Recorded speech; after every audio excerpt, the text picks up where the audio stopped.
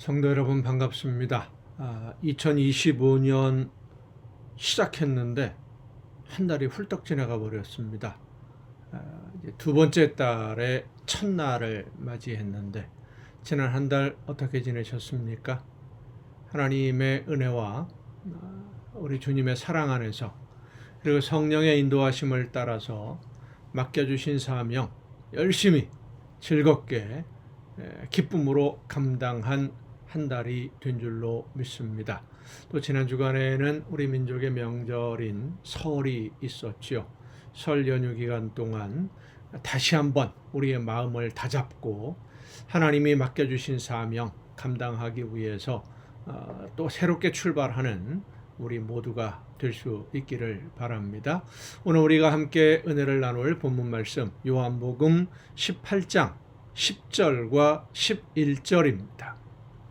요한복음 18장 10절과 11절에 있는 말씀 봉독합니다. 이에 시몬 베드로가 칼을 가졌는데 그것을 빼어 대제사장의 종을 쳐서 오른편 귀를 베어버리니 그 종의 이름은 말고라. 예수께서 베드로더러 이르시되 칼을 칼집에 꽂으라. 아버지께서 주신 잔을 내가 마시지 아니하겠느냐 하시니라. 아멘. 예수님이 잡히실 때 겟세마네 동산에서 일어났던 여러 가지 일들, 어떻게 해서 이런 일이 이루어지게 되었고 이 일이 일어난 배경은 어떻게 됐고 이런 모든 문제들을 함께 생각해 보고자 합니다. 예수님은 겟세마네라고 불리는 이 동산에서 어떤 일이 벌어질 것을 미리 알고 계셨지만 제자들 중에 어느 한 사람도 제사장들과 바리새인들이 예수님을 잡으라고 사람들을 보낼 것이라고는 전혀 예상하지 못했었습니다. 유대인들에게 메시아로 인정을 받고 있는 예수님을 반대하는 사람은 그래도 있을 수 있겠지만 드러내놓고 예수님을 제거한다, 죽이려고 한다라고 하는 것은 말이 안 되는 일이고 또 예루살렘에 입성할 때 수많은 사람들이 환영하는 모습을 본 이 바리새인들, 제사장들이 감히 예수님을 그렇게 드러내놓고 제거하리라고는 상상도 할 수 없는 그런 일이라고 생각했기 때문이죠.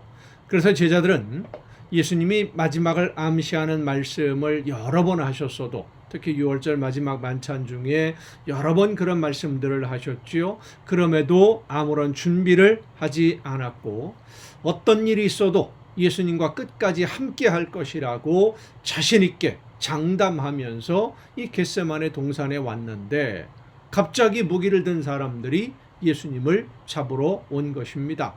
그리고 질서를 유지한다는 명목으로 로마의 군대도 함께 겟세마네 동산으로 몰려왔습니다. 예수님을 잡으려는 사람들로부터 예수님을 보호해야 되겠다 하는 생각으로 베드로가 가지고 있던 칼로 예수님을 잡으려는 사람들을 공격을 했고 그 사이에 그 소란한 틈을 타서 예수님이 몸을 피하기를 원했습니다마는 예수님은 몸을 피하는 것이 아니라 오히려 칼을 들고 적을 막고 있는 베드로에게 저항하지 말라고 말씀하십니다. 자, 이 베드로가 가지고 있었던 이 칼은 언제 어디서 구한 것일까요? 예수님의 제자들이 평소에 칼이나 이런 무기들을 가지고 다닌 것은 아니었을 것입니다. 혹시라도 예수님이 이렇게 반대하는 사람들로부터 피습을 당한다면 막아야 되겠다 이런 생각은 가지고 있었겠지만 무기를 가지고 있었다라고 하는 것은 드러나고 있지 않습니다. 그런데 누가복음 22장에 보면 예수님의 제자들에게 앞으로의 일을, 그러니까 예수님이 십자가에서 죽임을 당하고 난 다음에 제자들이 해야 할 일들을 준비하라고 말씀하시면서 전대, 배낭, 그리고 무기도 있으면 준비해야 된다라고 말씀을 하십니다. 왜냐하면 예수님의 죽음과 부활 이후에 제자들이 이제 감당해야 될 일들, 예수님의 죽으심의 의미와 부활에 대해서 세상 모든 사람들에게 전하는 예수님의 증인으로서의 삶을 살아야 되는데, 그때는 예수님이 함께 하시던 때와는 전혀 다른 조건에서 제자들이 오롯이 그 모든 어려움들을 감당해야 하기 때문입니다. 요한복음 16장에 있는 말씀과 같이 예수님을 따르는 사람들, 예수님의 가르침을 따라서 하나님의 나라를 위해 일하는 이 제자들과 그 제자들을 통해 말씀을 전해 듣고 예수님을 믿고 따르는 그런 성도들은 평탄한 길을 걷지 못할 것이다 라고 예수님이 말씀하셨잖아요. 평탄한 길이 아니라 좁은 길이고 환난과 고난을 당하는 길을 걸어야만 하고, 심지어 하나님의 백성이 아니라고 출교를 당하면서 죽임을 당하기도 하는 험난한 삶이 그들을 기다리고 있기 때문입니다.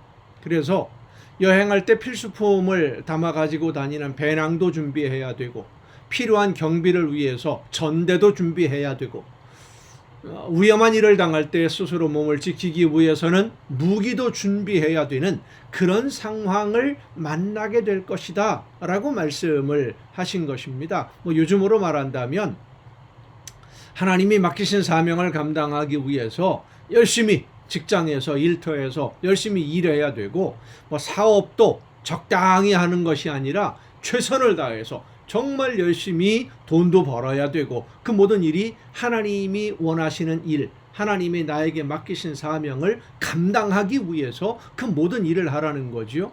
다른 사람을 공격하기 위해서가 아니라 스스로 억울한 일을 당하지 않도록, 그러니까 합법적인 법의 범위 안에서 법적인 모든 방법들을 다 사용해서 대응하는, 억울한 일 당하고도 그냥 꾹 참지 말고 대응할 것은 대응하는 그런 준비도 해야 된다라는 것을 예수님이 말씀하신 겁니다. 그래서 누가복음에 보면 베드로가 칼을 준비를 했다라고 예수님에게 말씀을 드려요. 여기 검이 2개가 있습니다 라고 말씀을 하죠. 그 칼로 예수님을 잡으려고 온 사람들과 이제 베드로가 맞서 싸운 것인데, 예수님은 무기를 들고 맞서 싸우는 베드로에게 맞서 싸우지 말라고 말씀하십니다.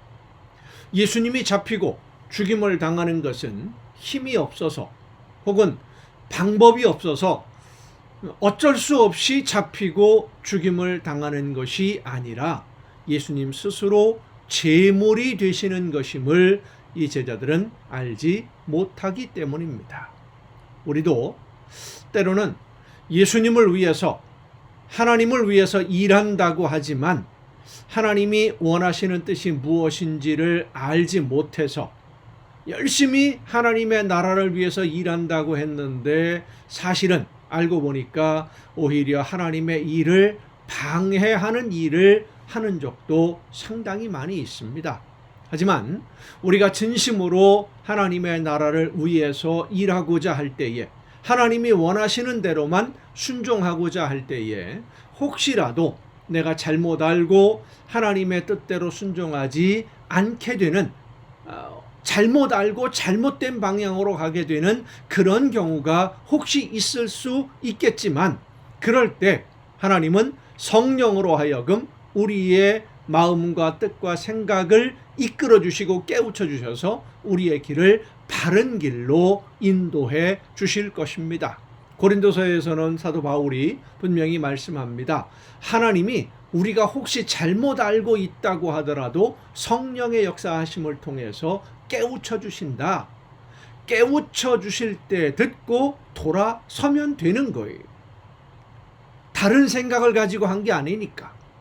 깨우쳐 주시는데 듣고 돌아서면 되지만, 깨우쳐 주셨는데도 듣지 않고, 보여주시는데도 보지 않고, 말씀하시는데도 내가 생각하는 것과 내가 알고 있는 것과 다르다, 그래서 안 들으려고 하면 이제 정말로 문제가 되는 것이죠.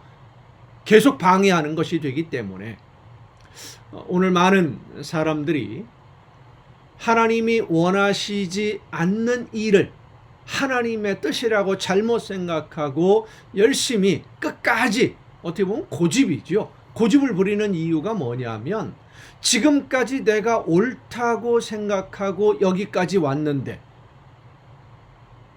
이것이 옳다, 이것이 맞다, 이것이 하나님의 뜻이다 이렇게 생각하고 왔는데 그게 아니라는 것을 깨달아 알게 되거든요. 그런 증거들을 보거든요. 그러면 지금까지 내가 해왔던 것들을 부정해야 되기 때문에 이건 잘못된 거다 라고 오히려 하나님이 깨우쳐 주시는 증거들을 외면하는 경우가 많습니다. 하나님이 깨우쳐 주시는 말씀을 듣는 것이 아니라 내 생각대로 하면서 하나님이 성령의 역사하심으로 보여주시는 증거들을 외면하는 경우가 많이 있는 것이죠. 그래서 열심히 충성한다고 했는데 하나님에게 책망을 들을 일만 하는 사람들도 많이 있습니다. 우리가 그렇게 되지 않도록 하나님 앞에 섰을 때 우리가 한 모든 일들이 하나님이 기뻐하시는 일만 해왔던, 그래서 하나님에게 칭찬을 듣는 많은 열매로 하나님을 기쁘시게 해드리는 그러한 삶을 살 수 있기 위해서 성령의 인도하심에 예민하게 깨어있는 성도가 되어야 될 줄로 믿습니다. 하나님은 성령의 역사하심을 통해 지금 이 시간에도 여러분에게 말씀하고 계심을 믿으시기를 바랍니다. 기도하겠습니다. 오늘도 저희들의 걸음을 인도해 주시는 아버지 하나님, 하나님이 원하시는 뜻을 깨닫고 하나님이 원하시는 대로 하나님이 기뻐하시는 열매를 위해서 오늘도 그리고 내일도 최선을 다해 헌신하며 충성하며 순종하는 우리 모두가 되게 하여 주시옵소서. 내 생각, 내 고집 때문에 하나님이 원하시는 일이 아닌 것을 하나님의 뜻이라고 착각하는 어리석음에 빠지지 아니하도록 우리 모두를 붙드시고 지키시고 인도하여 주시옵소서. 이 모든 말씀을 예수님의 이름으로 기도하옵나이다. 아멘. 여러분, 오늘도 수고 많으셨습니다. 내일은 거룩한 주일입니다. 예배 후 저녁 이 시간, 가정 예배 시간에 여러분 모두 함께 다 같이 만날 수 있기를 바랍니다. 내일 뵙겠습니다.